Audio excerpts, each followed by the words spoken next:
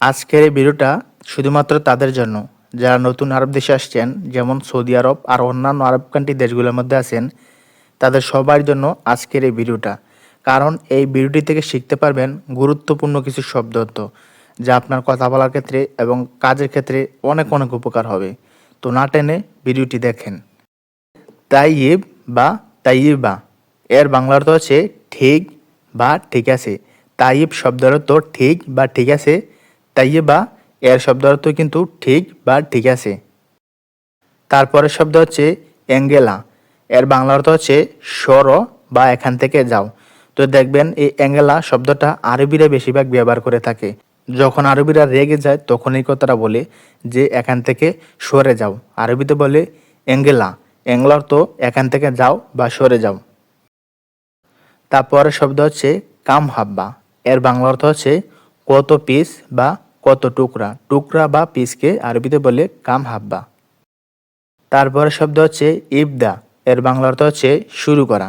যেমন যেই কোনো কিছু শুরু করাকে আরবিতে বলে ইবদা। যেমন কাজ শুরু করো, ইবদা শুগল।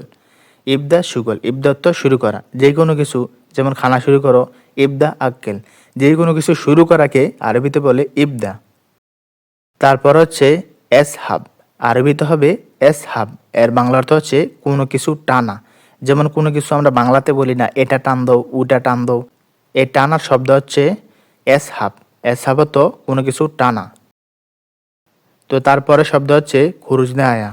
এর বাংলা অর্থ হচ্ছে একেবারে চলে যাচ্ছি। তো এই ভাষাগুলা প্রয়োজন হবে যারা প্রবাস থেকে একবারে চলে যান। আপনি যদি আপনার কফিলকে বলতে চান যে আমি একবারে চলে যাই, তাহলে আপনি বলতে পারবেন খুরুজনে হায়া, অর্থ একবারে চলে যাচ্ছি। তারপরের শব্দ হচ্ছে মোস্তফা বা সাইদালিয়া। এর বাংলা অর্থ হচ্ছে হাসপাতাল বা ফার্মেসি।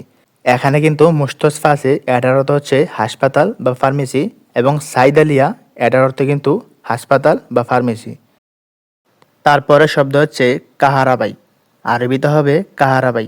এর বাংলা অর্থ হচ্ছে বিদ্যুৎ বা বিদ্যুৎ মিস্ত্রি।